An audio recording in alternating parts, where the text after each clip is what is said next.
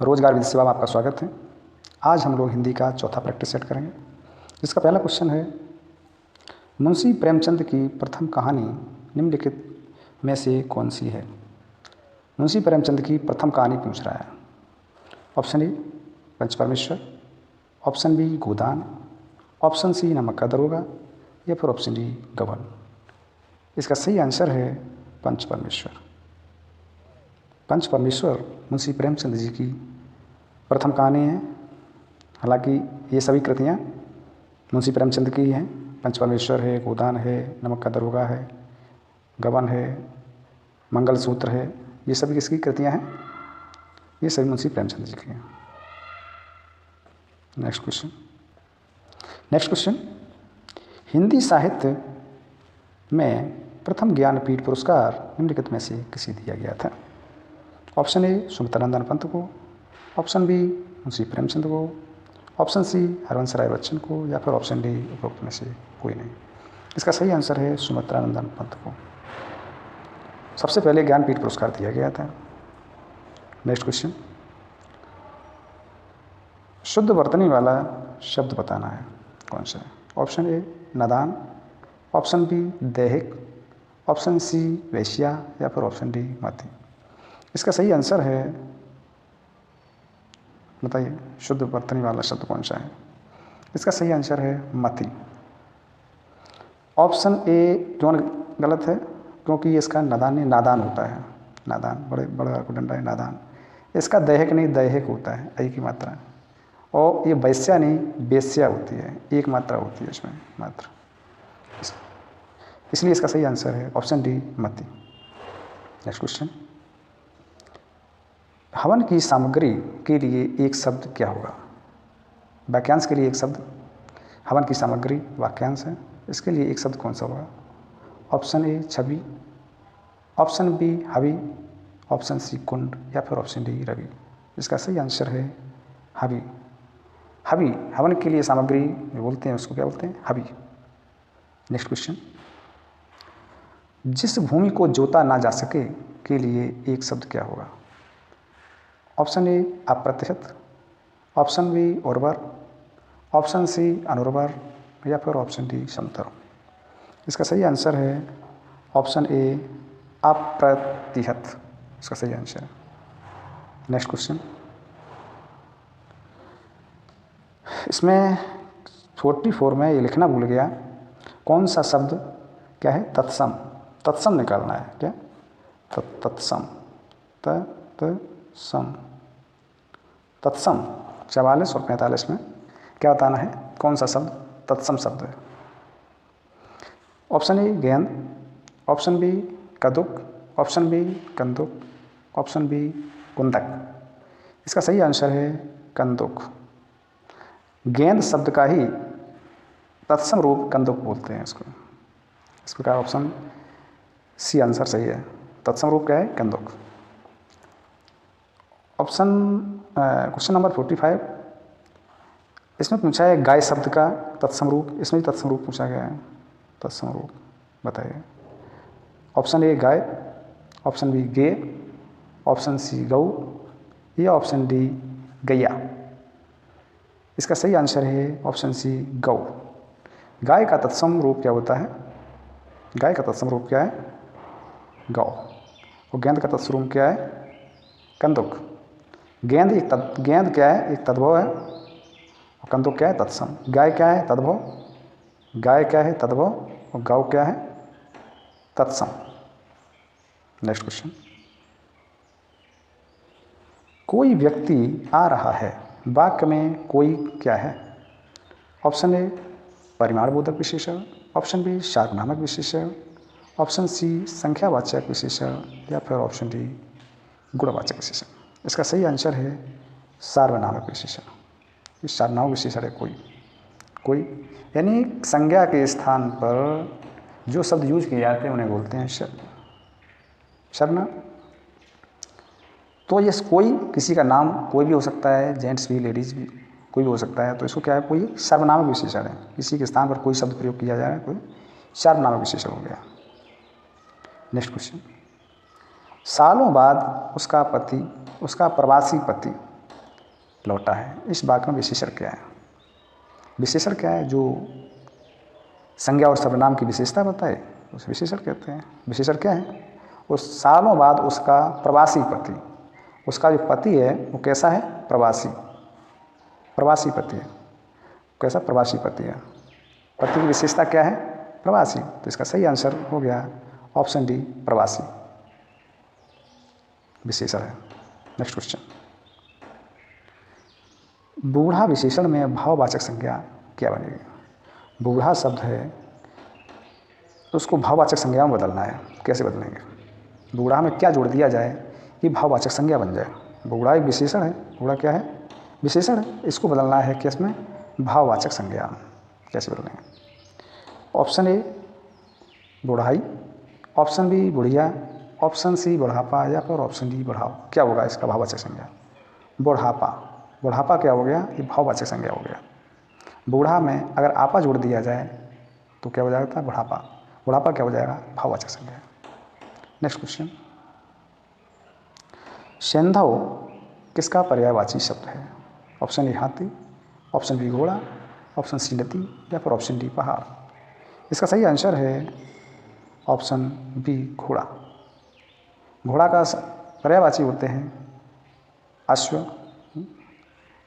अश्व, घोड़ा, अश्व, घोड़ा, हेय, तरंग, घोड़क, सेंधव आदि। ये किसके पर्यायवाची होते हैं?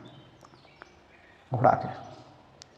निम्नलिखित में से कौन सा कमल का पर्यायवाची शब्द नहीं है? ये पूछ रहा है, नहीं है। कौन सा नहीं है? ऑप्शन ए अरुण, ऑप्शन बी सरोरु, ऑप्शन सी उत्पल या फिर ऑप्शन डी कुबलय। तीन तो कमल के पर्यायवाची हैं, एक कमल का पर्यायवाची नहीं है। कौन सा नहीं है? सरोरुह, उत्पल, कुबलय, ये सभी कमल के पर्यायवाची है। अरुण, जबकि अरुण, अरुण किसका है? अरुण ये सूर्य का, सूर्य का पर्यायवाची है। सूर्य का पर्यायवाची क्या है? अरुण। और तीन जो है किसके हैं? कमल के पर्यायवाची। नेक्स्ट क्वेश्चन, दिग्गज में कौन सी संधि है? ऑप्शन ए गुण संधि, ऑप्शन बी दीर्घ संधि, ऑप्शन सी विसर्ग संधि या फिर ऑप्शन डी व्यंजन संधि। इसका संधि विच्छेद होता है दिक, दिक प्लस जा, दिक प्लस जा, दिग्गज। दिग्गज में क्या है? संधि कौन सी हो गई? व्यंजन संधि। क्योंकि अगर जहाँ हलंत का प्रयोग हो गया, ये हलंत लगी हुई, तो इसका मतलब होता है व्यंजन संधि। नेक्स्ट क्वेश्चन, और ये most important question, VVI question, Ganga लाभ होना मुहावरे का अर्थ है। ऑप्शन ए अत्यंत प्रसन्न होना, मारने जाना, ऑप्शन सी मर जाना या फिर ऑप्शन डी अत्यधिक मूल्यवान वस्तु मिलना। इसका सही आंसर है मर जाना। नहीं जाते क्या बोला जाता है? क्योंकि उसको गंगा लाभ हो गया। गंगा लाभ होता मतलब मर गया। नेक्स्ट क्वेश्चन, निम्न गद्यांश को ध्यानपूर्वक पढ़िए और उसमें प्रयुक्त सही अलंकार का चयन कीजिए। मेरो मन अनंत कहाँ सुख पावे, जैसे उड़े जहाज को पंछी फिर जहाज पे आवे। इसमें कौन सा अलंकार है भाई? अलंकार का चयन करना है। ऑप्शन ए उपमा अलंकार, ऑप्शन बी रूपक अलंकार, ऑप्शन सी विभावना अलंकार या फिर ऑप्शन डी यमक अलंकार। बताइए इसमें कौन सा अलंकार है? इसमें है ऑप्शन ए उपमा अलंकार। कैसे? कवि कहता है कि मेरो मन अनंत कहाँ सुख पावे, जैसे उड़े जहाज को पंछी फिर जहाज पे आवे। मेरो मन है जो कभी सुख नहीं पाएगा। उसने तुलना करी है जैसे उड़े जहाज का पंछी। जहाज जैसे समुद्र में जहाज चल रहा है, समुद्र के अंदर जहाज चल रहा है और उस पर एक पंछी बैठा हुआ है। समुद्र में पंछी, समुद्र में जहाज चल रहा है, उस पर पंछी बैठा हुआ है। अगर वो उड़ना चाहे तो कितना भी उड़ ले, लेकिन बैठेगा, लौट के भी आएगा, जहाज पर ही बैठने आएगा। जैसे ही उड़े जहाज को पंछी फिर जहाज पर आवे, क्योंकि कहीं बैठने के लिए समुद्र में जगह नहीं है, लौट के घूम फिर के जहाज पर भी बैठेगा आके। तो इस प्रकार कवि ने कहा है कि मेरो मन अनंत कहाँ सुख पावे। मन भटक, कहीं भी भटक लो, लेकिन एक न एक दिन प्रभु के चरणों में आना ही पड़ेगा। इस प्रकार यहाँ उपमा अलंकार है। नेक्स्ट क्वेश्चन, निम्नलिखित में से कौन सा शब्द भेद शब्द का अनेकार्थक शब्द नहीं है। ऑप्शन ए फूट, ऑप्शन बी रहस्य, ऑप्शन सी छेदन या फिर ऑप्शन डी दर। बताइए, भेद शब्द का अनेकार्थ शब्द नहीं है, ये पूछा है। कौन सा भेद कि उसका भेद खुल गया, मतलब भेद डाल दिया, फूट डाल दी है। भेद खुल गया मतलब रहस्य खुल गया, ये भी है। भेद का मतलब होता है उसका भेद दिया, छेद भी कर दिया, भेद कर दिया, छेदन कर दिया, ये भी है। लेकिन दर शब्द एक ऐसा शब्द है जिसका अनेकार्थी शब्द नहीं है। नेक्स्ट क्वेश्चन, झ वर्ण का उच्चारण स्थान क्या है? ऑप्शन ए कंठ, ऑप्शन बी तालु, ऑप्शन सी नासिका या फिर ऑप्शन डी ओष्ठ। इसका सही आंसर है तालु। अब आप बताएंगे कैसे तालु है, क्योंकि ऊपर होता है का वर्ग, खा वर्ग,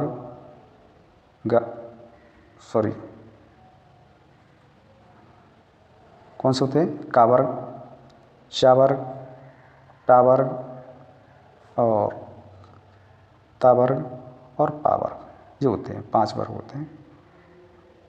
का च ट ता प, कचट तप हो गया। ये क्या हो गया है? कचट तप, कचट तप। इसको कचट तप को हम क्या कहेंगे? के टी एम 2,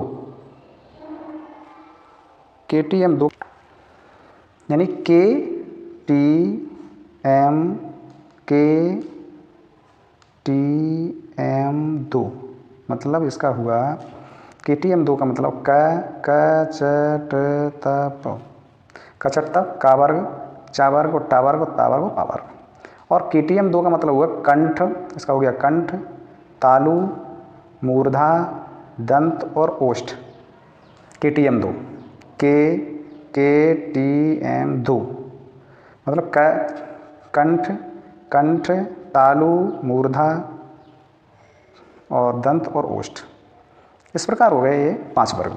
अब आप अंदाज लगा सकते हैं कि झ वर्ण है, जो झ वर्ण का उच्चारण किस स्थान का है, क्योंकि ये दूसरे में आएगा।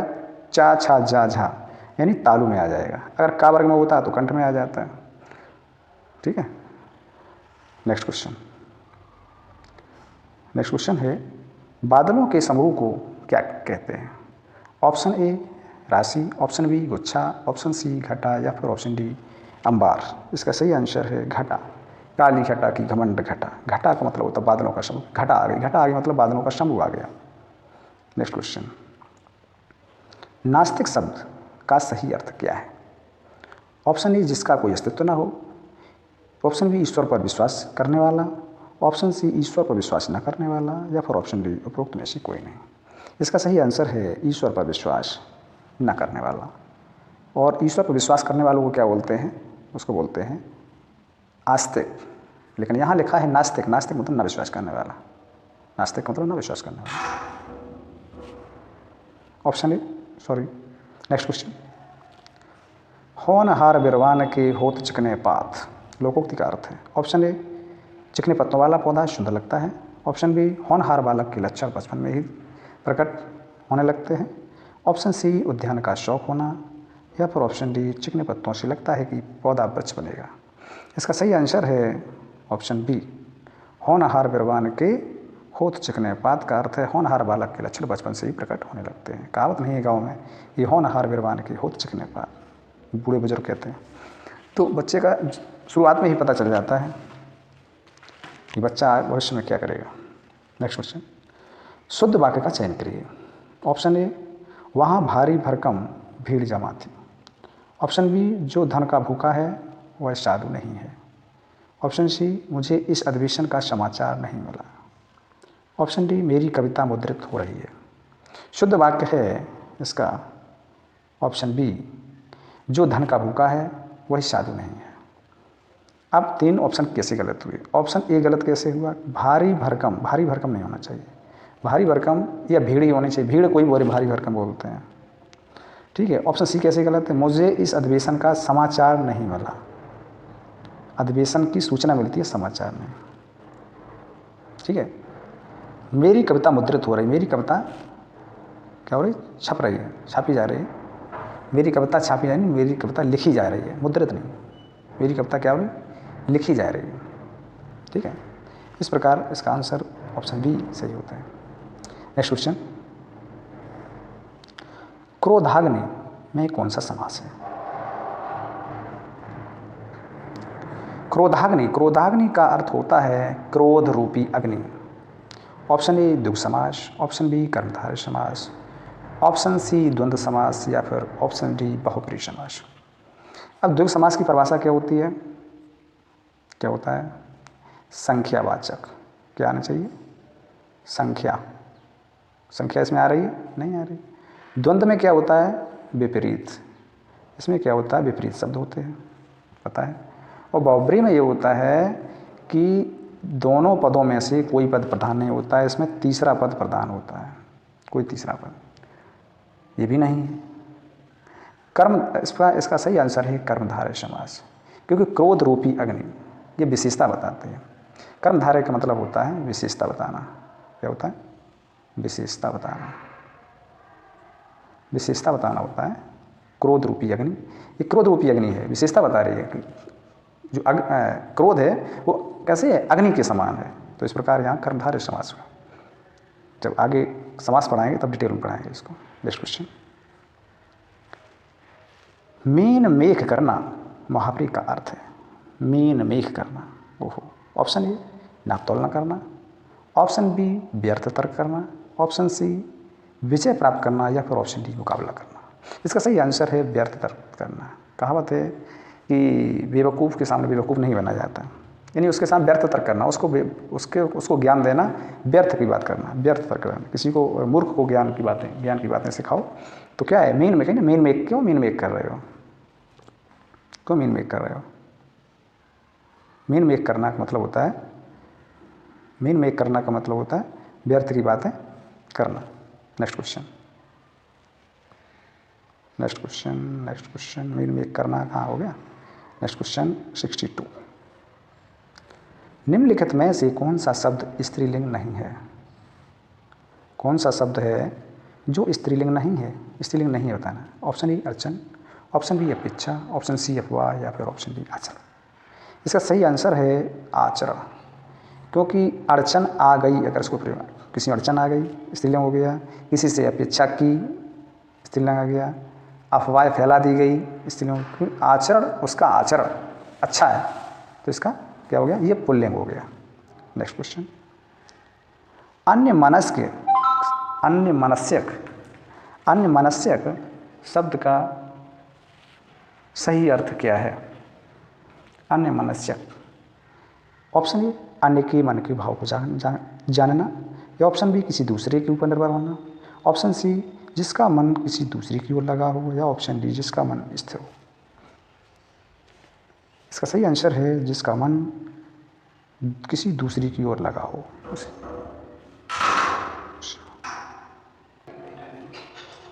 अन्य मनस्यक शब्द का सही अर्थ क्या है? इसका सही आंसर है ऑप्शन सी जिसका मन किसी दूसरी की ओर लगा हो। नेक्स्ट क्वेश्चन, शब्दकोश में कौन सा शब्द सबसे पहले आएगा?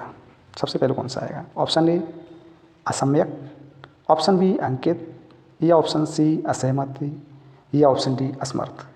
इसका सही आंसर है ऑप्शन बी अंकित, क्योंकि 3 ऑप्शन क्यों गलत हैं? आ के बाद तुरंत सा आ रहा है, इसमें भी आ के बाद तुरंत सा आ रहा है, इसके बाद इसमें भी आ के बाद सा आ रहा है, लेकिन इसमें आ के बाद क्या आ रहा है? कौन सा आ रहा है? अंग, अंघा वाला। तो कौन सा सही इसका आंसर होगा? Option B.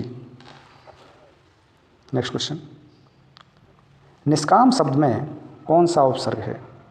ऑप्शन ए नि, ऑप्शन बी नस, ऑप्शन सी ना, या फिर ऑप्शन डी निस। इसका सही आंसर है निस। निस प्लस काम बराबर निष्काम, क्योंकि उपसर्ग हमेशा शब्द के पहले लगाए जाते हैं और प्रत्यय शब्द के हमेशा बाद में। नेक्स्ट क्वेश्चन, फुलवंती शब्द में कौन सा प्रत्यय है? ऑप्शन ए बंती, ऑप्शन बी ई, या फिर ऑप्शन सी ती, या फिर ऑप्शन डी फूल। फुलवंती शब्द का अगर संधि विच्छेद किया जाए तो इसका होगा फूल प्लस वंती। फूलवंती। तो इसका आंसर ऑप्शन ए बंती। प्रत्यय, क्योंकि प्रत्यय हमेशा कहाँ लगाए जाते हैं? शब्द के बाद में। नेक्स्ट क्वेश्चन, निम्नलिखित में से कौन सा रमेश्वर्य शब्द का सही संधि विच्छेद है? बताइए। ऑप्शन ए रमा प्लस ऐश्वर्य, ऑप्शन बी रमा प्लस ईश्वर, ऑप्शन सी रमा प्लस ईश्वर, या फिर ऑप्शन डी रमा प्लस ऐश्वर्य। इसका सही आंसर है ऑप्शन ए रमा प्लस ऐश्वर्य। नेक्स्ट क्वेश्चन, जहाँ अनेक वर्णों की आवृत्ति केवल एक बार होती है वहाँ होता है एक बार के हिसाब से इसका आंसर ऑप्शन में गलत होगा। इसमें होना चाहिए एक बार नहीं, 2 बार होना चाहिए। क्या होना चाहिए? एक की जगह 2 होना चाहिए। ठीक। जहाँ अनेक वर्णों की आवृत्ति केवल 2 बार होती है वहाँ होता है। अब सही होगा इसका आंसर। ऑप्शन ए श्लेष अलंकार, ऑप्शन बी यमक अलंकार, ऑप्शन सी छेद का अनुप्रास, या फिर ऑप्शन डी वक्रोक्ति अलंकार। इसका सही आंसर है ऑप्शन सी छेद का अनुप्रास अलंकार। प्लीज़ सब्सक्राइब करना ना भूलें। Thanks for watching. और इसको अलंकार को डिटेल में पढ़ाएंगे, तब समझाएंगे सभी अलंकार।